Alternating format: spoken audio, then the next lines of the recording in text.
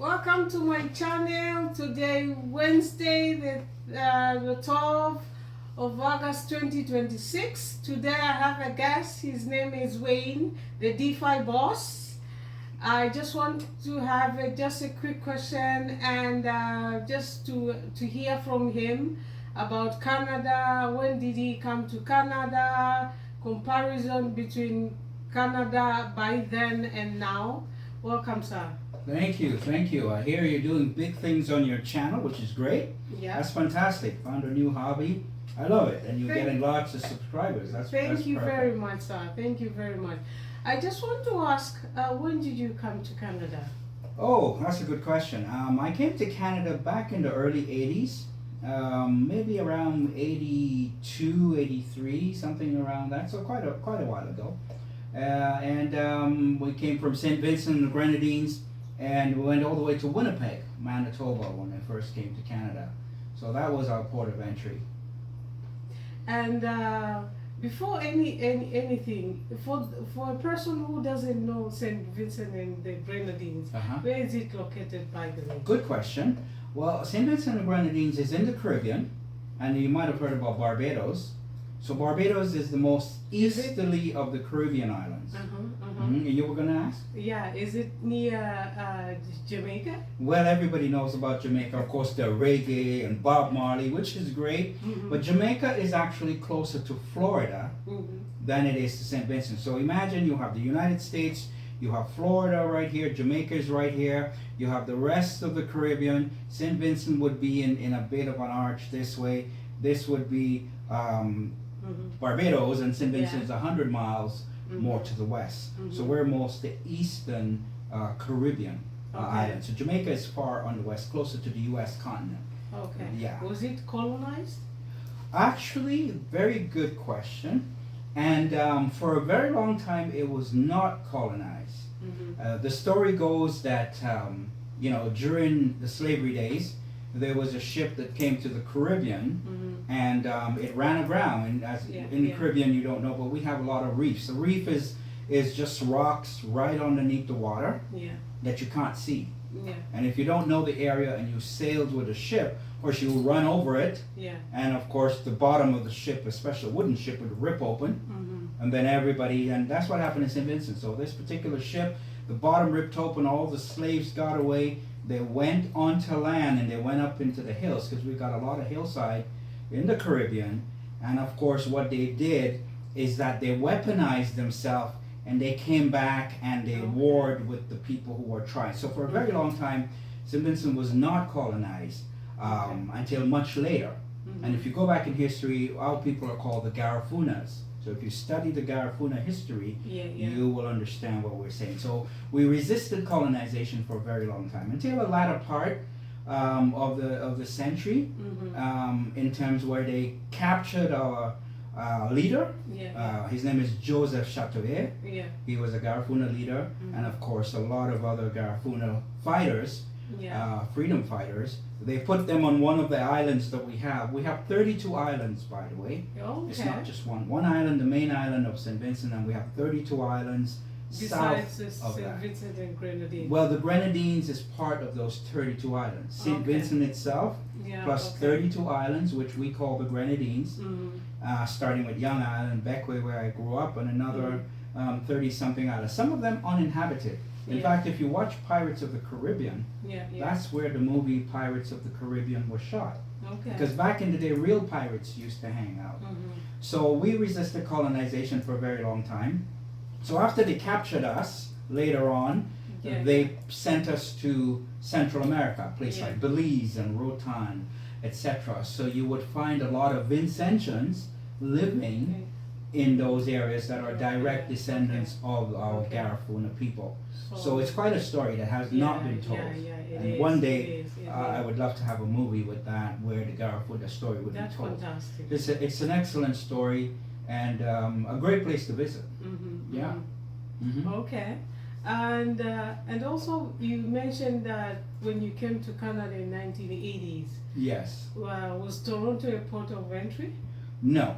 It was Winnipeg, Manitoba. Okay. And for those of you who don't know Canada, Canada is the second largest country in the world. very big. In fact, when I came from Manitoba to Ontario, which I am right now, Yeah. it was only a 2-hour drive to the Ontario border. And for the next 2 days, I was driving in one province called Ontario to come to Toronto. So it's a very, very big country.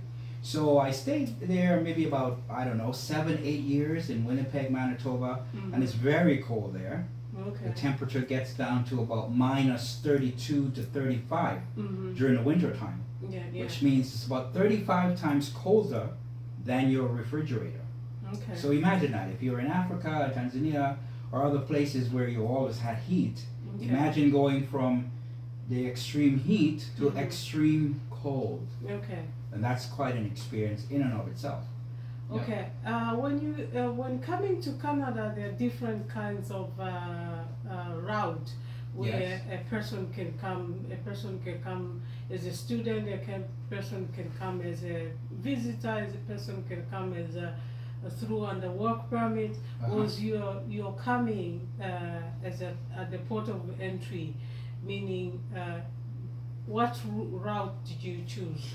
Well, I came with my parents and I was very young. In fact, I wasn't 18 yet. And I had to be in Canada before I was 18 because after 18 you're considered an adult.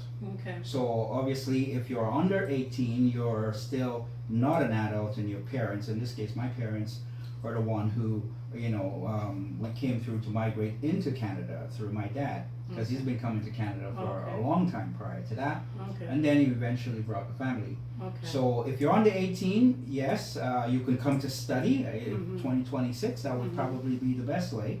A person should come to study. My recommendation would be, after living many years in this country, is to come to Canada to study, get to find out about the place, the culture, the people, to see if you want to migrate from wherever you are to Canada. So a lot of other nations do it. The Chinese do it, the Indians, people, they send their children to study, and they didn't just come to study, they come to understand the country itself. And my recommendation would be, if you're studying, that you could take that knowledge back to your home country, so that you can help to improve that particular country. It doesn't matter what country it is. So I would say in 2026 and beyond, come to Canada to study, to understand, before you make a decision that you want to come here in order to live.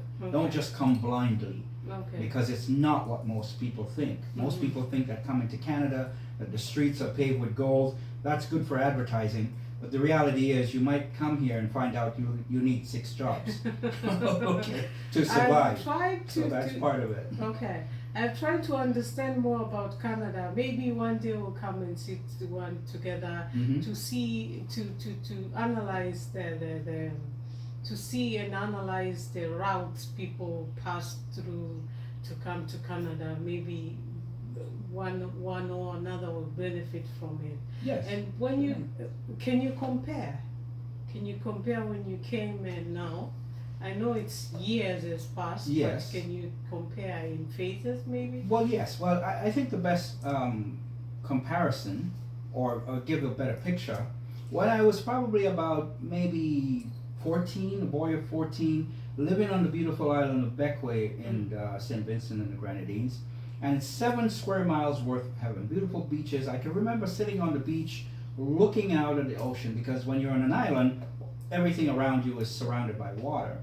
So as I looked out at the water, at the setting sun in the background, and wondering what it would be like to come to Canada. Of course, I had aunties and uncles that had visited Canada. My dad was here prior to that, etc. And you want to go to a bigger country because you feel, oh, well, this country I'm in, it's so small or so tiny that my opportunities are limited, right? That's what most people think. And I remember that vividly. Now, when I went to Canada, and the first thing I had to experience was winter. I imagine you coming from a warm climate and it's winter. You look through the window, it looks like summer. Everything is bright and there's grass, and you open the door and it's minus 30. It's like you scratch your head. That happened to me.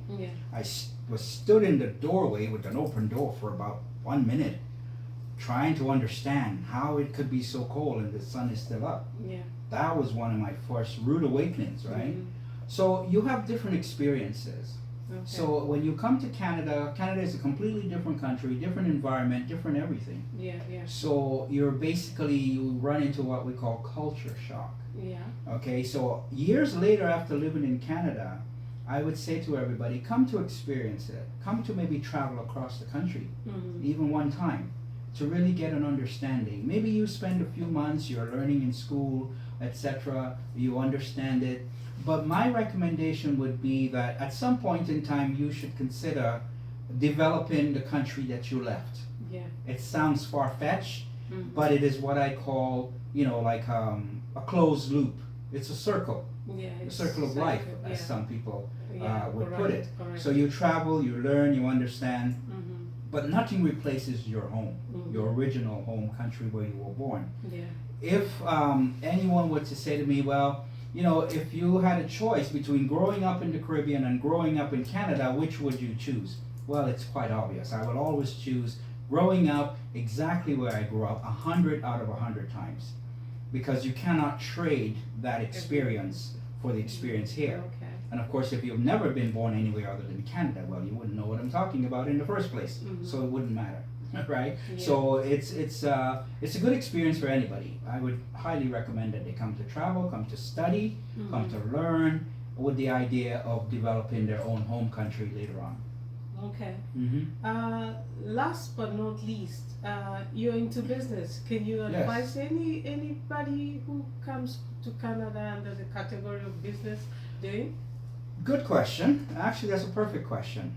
Since then and now, traditionally when people do business, let's say back in the 80s as an example, computers were just coming online. Yeah. Nobody had email as an example. So a lot of change from the 80s to now. Yeah. Today, it's actually better designed for business, not a traditional brick and mortar business. Yeah. I don't mean coming and spending $200,000 paying rent and all that stuff. Today, the best form of business is what you have in the palm of your hand. Yeah. A cell phone. Everybody, everywhere in the world has a cell phone. So can you imagine if the cell phone, I call it the new computer. Okay. Because you can actually have a business started with your own cell phone anywhere in the world, participate in the new technology, and be able to get paid. And this is where business is going. Yeah. I predict a time, or I can foresee a time where maybe 5 years from now, 10 years from now, where the majority of business would be done on the phone. Yeah. Now, of course, when you came and I came, we used taxis. Nowadays, we have rideshare. Yeah. Okay, so that's a good example of old ways of doing things compared to new ways of doing things. Yeah. And this whole business is on a cell phone. Awesome. So can you imagine if you found a way to participate in a business, no matter which country you live in, with your cell phone, and you were able to get paid? Yeah. Then definitely it wouldn't be just $1, $2, or even $100, Yeah. because now your entire audience is the whole world, not just the country that you're from or the country that you're in. And when you travel with that cell phone, you can literally develop business globally. So imagine making $1 per person times 1,000 people over the world that interacts with you in business. That means you're making $1,000 from your cell phone. Yeah. And that's very possible, very likely today. And that's the type of business that I enjoy and I'm a part of, where I show people how they can use their cell phone in order to generate income. That way, it's not necessary that you be in Canada. You can actually do this from anywhere in the world. And that's the new form of business. Okay. It's not just going to work 9 to 5 anymore. Those days are gone and they will never come back. Okay. Because that 9 to 5, it was designed for the industrial revolution, meaning when you had big factories that produce cars and all these types of things, right? Nowadays, if you look at any factory, very few human beings. They're mostly robots and AI-driven technology. So it's no point of trying to look for a job where a job does not exist. It exists. So using your mind and using your cell phone, which is what I call the business weapon in your hand, you could now seek to earn money from overseas from your cell phone. And that, I think, is where the future is when it comes to business. Okay. Yeah. Okay. Thank you very much, sir. Would you like to invest in Tanzania one day? Actually, that's a brilliant question, and absolutely I would, because Tanzania is not just a developing country. I see it as being, well, first of all, it's on the motherland. Yeah, That's yeah. number one. Number two, it's developing. So it's kind of like if you were time traveling. Yeah, yeah. Okay, let's put yeah. it this way. Mhm. Let's say you can time travel and you can go back in the past, Yeah.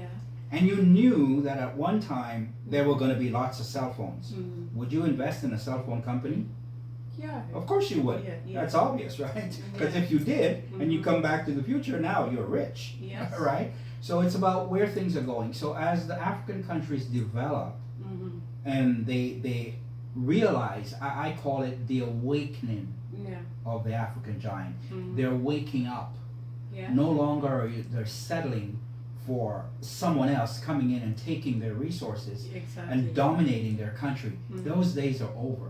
Mhm. Okay, so the more people wake up and understand that you don't need necessarily to travel other than for learning and experiencing Mhm. and then go back and developing, Mhm. right? And to me, I think that's where the future holds. I can see a lot of our people in the diaspora, whether it be in Canada, the United States, or whether it be in the Caribbean or Europe, Yeah. realizing and waking up to the fact that, hey, what you have is what everybody else wants. Yeah. Okay, so if you have something that everyone else wants, Mhm. just find a way to sell it to everybody and keep control of the actual product. Yeah. And ultimately, I think that's where it's going to go. Thank you very much, sir. You're welcome. Guys, I think you have had Wayne, the Defiboss. Till next time, it's Fatuma.